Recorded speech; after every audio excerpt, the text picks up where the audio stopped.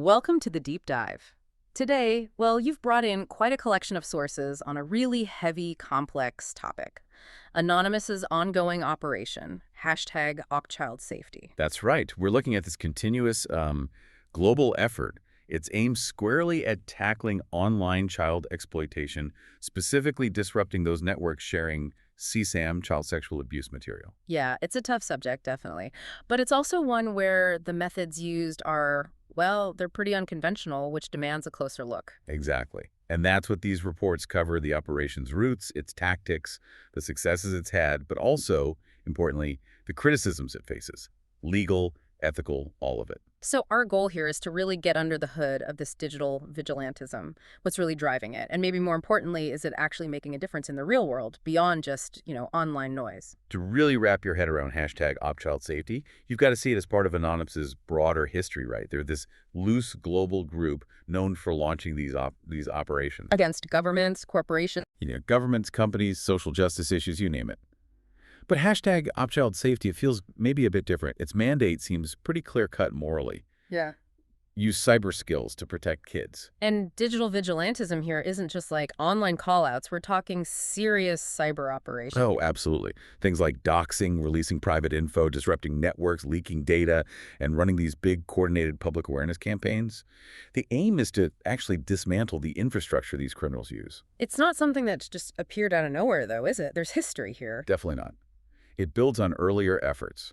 You can trace a line back to hashtag #OpHydra back in 2012. That was sort of an early version, where they went after forums sharing illegal images How did they do that? by leaking user data, passwords, server info, basically causing chaos and exposing users on those specific platforms. It was a major disruption back then.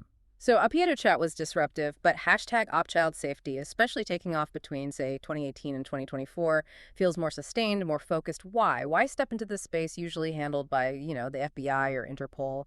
Well, the reason they give, again and again, is about capacity, or lack thereof. They point to the limits of official law enforcement. The sheer numbers involved. Exactly. They'll cite things like the FBI having maybe 35,000 agents worldwide for all its tasks. The argument is that the scale of online exploitation is just vast, way bigger than any single agency can really handle globally. So the problem is just too big for the official resources. That's the gap they see themselves filling. Precisely. They position themselves as a necessary supplement, like an agile, decentralized force that can go places and use tactics official bodies can't, often because of legal red tape. And you see this mirrored in similar operations, too, like hashtag #OpDeathEaters or hashtag #OpPedoHunt. Yeah, there's overlap in participants and sometimes methods. And that famous anonymous slogan always comes up: "We are Legion, we do not forgive, we do not forget, expect us." It's basically saying, if official justice is too slow or doesn't reach, they will. Okay, that sets a scene pretty dramatically. So let's get into the nuts and bolts. How does this actually work? How does a scattered group of anonymous people coordinate something this complex and sensitive year after year? We need to look at the methods, those 4 pillars you mentioned. Right. The methodology is pretty sophisticated. It's a blend of intelligence work and actual cyber tactics. The foundation is really digital forensics and OSINT, open source intelligence. OSINT, that's more than just Googling, right? Oh, way more. It's highly specialized. Tracking digital breadcrumbs, analyzing metadata from photos or files, tracing IP addresses from old posts, comparing usernames across different data breaches. It's painstaking work. So they're basically building profiles from scattered online clues, like fingerprinting someone on the dark web. That's a good way to put it. They might find a username on one forum, cross-reference it with a data leak that has an email, use that email to find public records, slowly building towards a real-world identity. That's the doxing process. And once they have that intel, then comes the hacking part. You said it's tactical, not just smashing things. Yeah, it tends to have specific goals. One is pure disruption, taking down servers, flooding forums with junk, basically wrecking the infrastructure. Making it harder for them to operate. Exactly. Then there's intelligence hacking, getting inside systems to grab data. User lists, chat logs, member details. This stuff then gets leaked or passed to law enforcement. And a third tactic. Misinformation. This is interesting. They might inject fake files, false leads, or poison data back into these dark websites. The idea is to sow confusion, make the environment unreliable for the actual criminals. Okay, so technical disruption, intelligence gathering, and disinformation, and all this is amplified through social media. Absolutely. Those coordinated social media campaigns are vital. Hashtags like hashtag #OpChildSafety, hashtag anti-sec, hashtag anonymous, hashtag #PedoHunterUnited, hashtag anonymous global. They're used to get eyes on the issue. For what purpose mainly? Public pressure. Two main things, yeah. Immediate pressure on anyone they expose, and building broader public awareness to support their calls for, say, legislative change. But doing this kind of work, operating in the shadows, dealing with this horrific material, it must take a toll. The sources mention the human cost. That's a really critical point and Yeah. often overlooked. They operate in these legal gray areas, right? No oversight, which also means constant voluntary exposure to incredibly traumatic material. CSAM, abuse imagery. Yeah. And the sources are clear. This psychological burden is immense. It forces people out. Dedicated hacktivists have had to step away completely because the mental toll is just too high. They're sacrificing their own well-being. That really adds another layer to the idea of vigilantism. There's a personal cost just to participate. Okay, let's link these methods to the outcomes. The first two goals you laid out were exposure and disruption. Right, so exposing predators. This is about identifying key individuals or groups, doxing them, sharing screenshots, chat logs, personal details. We see this with groups like 764, sometimes described as having satanic links, and NLM, the New Life movement. And does this exposure lead anywhere? Often, yes. The public exposure and the intelligence they gather and sometimes hand over have directly led to arrests and public scandals for those involved. And the disruption goal is about hitting the infrastructure hard. Exactly. It's a technical side. Mm-hmm. Hacking forums, taking down dark websites, leaking user databases.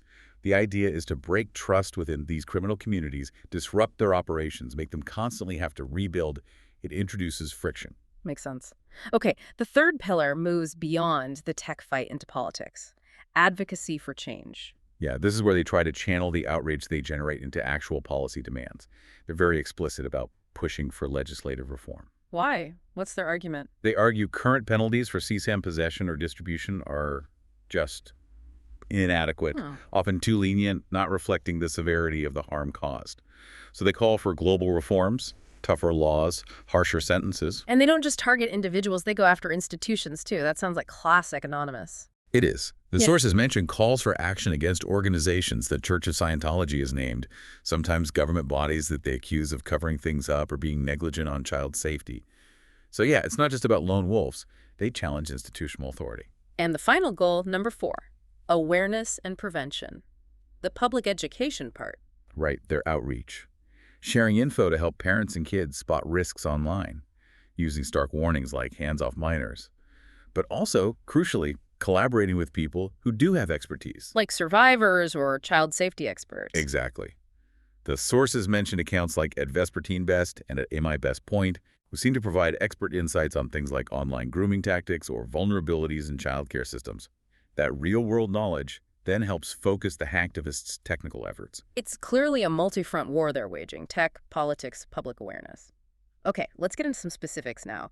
The major milestones. This is where you see the real-world impact, especially that huge discovery in 2024. Yeah, 2024 was a big one for hashtag #OpChildSafety. They uncovered this massive, sprawling CSAM network. Participants called it a 1,000-headed monster, a Hydra. A Hydra that suggests something hard to kill, keeps regenerating. What was behind that name and what were the aliases? The Hydra really reflected how decentralized and adaptable it was. Not just one site, but a whole ecosystem of connected servers and channels. They used aliases like hashtag Edo, Winterstorm. And what made it so significant? The scope was huge. Multiple groups sharing CSAM, but also, critically, they were linked to active child extortion and self-harm coercion. This wasn't just passive sharing, it was organized crime, actively manipulating kids for content or money. Wow, that's a major escalation from just distribution. Absolutely. And the operation to penetrate and get data from this Hydra network, it directly exposed several major rings, including that specific group, 764. The intel they pulled was massive. And the outcome? The direct result was generating leads and data, contributing to over 250 FBI investigations. That's a concrete number. It shows this wasn't just noise. It was actionable intelligence forcing law enforcement to act. 250 investigations stemming from a decentralized group's work? That's pretty staggering. But criminals adapt. Are they seeing new threats beyond the sort of traditional dark web forums? They are. And they seem quite agile in shifting focus. A big recent concern they flagged is the use of AI chatbots for grooming. AI for grooming. How does that work? Well, think about it. AI can automate the initial stages of manipulation. It can run multiple conversations at once, 247, learning how to build rapport, create false bonds, lower child's inhibitions, potentially much faster and more effectively than a single human predator could manage. That's deeply unsettling. It scales the grooming process. Exactly. And makes detection harder. They've also specifically called out certain CP trading platforms used for actually exchanging and maybe monetizing this material. They named one, fellas.farm, as an example. It shows they're tracking not just the content, but the financial side too. So bringing us up to date, our sources go to November 2025. Is the operation still running strong? Has the momentum kept up? It seems so. Very active. You see constant activity on platforms like X, what used to be Twitter. Affiliated accounts are always posting, calling for action, emphasizing vigilance. Persistence seems key to hashtag #OpChildSafety.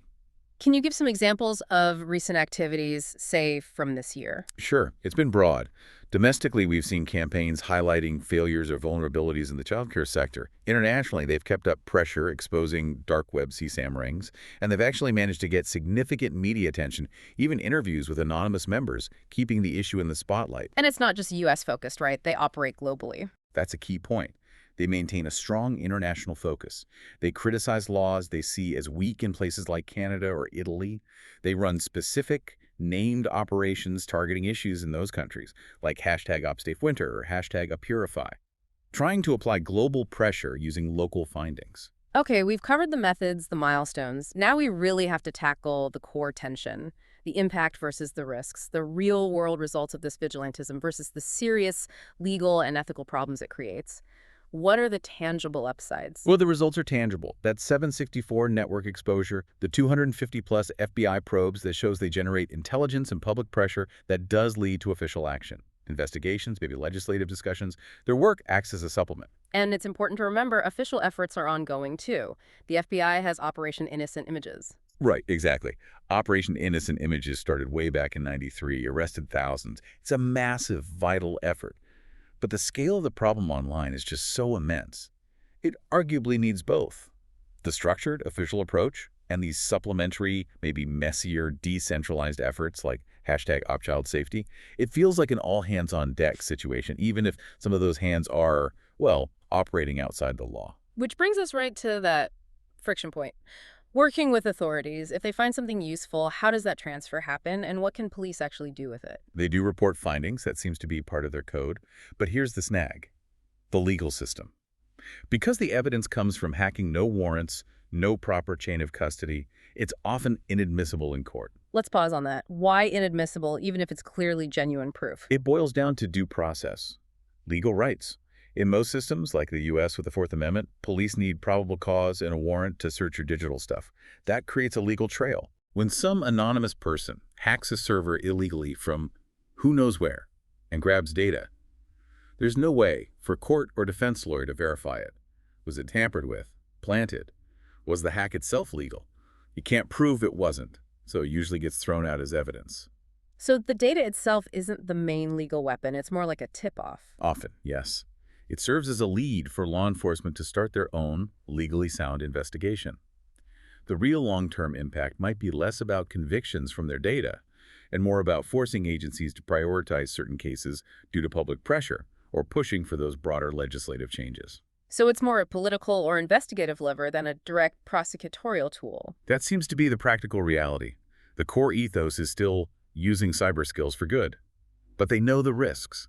The sources say the movement actually encourages people to use official channels, like reporting to NCMEC, the National Center for Missing and Exploited Children, Right. rather than jumping into illegal hacking themselves. It's an attempt to manage the huge legal risks. And those risks bring us to the criticisms. Despite the impact, there's intense scrutiny over the dangers of this kind of vigilantism. Yeah, the biggest criticisms center on the potential to just ignore due process. When anonymous actors take on law enforcement roles, they bypass all the checks and balances designed to protect individual rights. And the nightmare scenario is getting it wrong, accusing an innocent person. Absolutely. The risk of false accusations is terrifyingly real. Misinterpreting data, mixing up aliases, maybe even someone inside planting false info. If you're wrongly doxxed as a predator, your life is destroyed. Publicly ruined, psychological trauma, even physical danger. Yeah. And the lack of accountability within Anonymous just makes that risk even higher. Plus, the risk to the hacktivists themselves, they're the ones breaking the law initially. Definitely. They face serious legal repercussions. Hacking, leaking data, doxing, these are felonies almost everywhere, even if done for what they see as a good cause. Participants risk arrest, prosecution, jail time. That's the constant price of operating in that gray zone. So we've really traced quite a journey here from chat back in 2012 through that key 2018-2024 period with the Hydra discovery, right up to its current global focus in late 2025. Yeah, it's a fascinating, if disturbing, case study in decentralized action. We've looked at the aggressive methods, the OSINT, the hacking, and its really complicated role, pushing for justice but completely outside the normal legal pathways. And that duality is stark, isn't it? It provides valuable intelligence, it pressures lawmakers, it highlights massive problems like AI grooming, but it operates in this legally dangerous space, risking false accusations, causing trauma to its own members, and constantly flirting with vigilantism. It's a volatile, but you can't deny it, impactful force alongside official effort. And stepping back, looking at the bigger picture, what really emerges is this growing need, it seems, for non-state actors, for groups outside government to tackle problems that official institutions maybe can't handle alone because of scale or resources or legal handcuffs. When threats are digital, global, fast-moving, maybe the response has to be decentralized too. Which leaves a really big question for you, the listener, to think about. If crime, especially online, keeps outstripping the capacity of traditional law enforcement, how do we as a society balance that? How do we balance the need for maybe faster, decentralized action against the absolute necessity of due process, legal oversight, and accountability? Yeah, when the thousand-headed monster grows faster than the official response, and we find ourselves relying on anonymous groups for intel, how do we make sure the cure doesn't become its own kind of disease? That's the fundamental tension. #OpChildSafety forces us all to confront.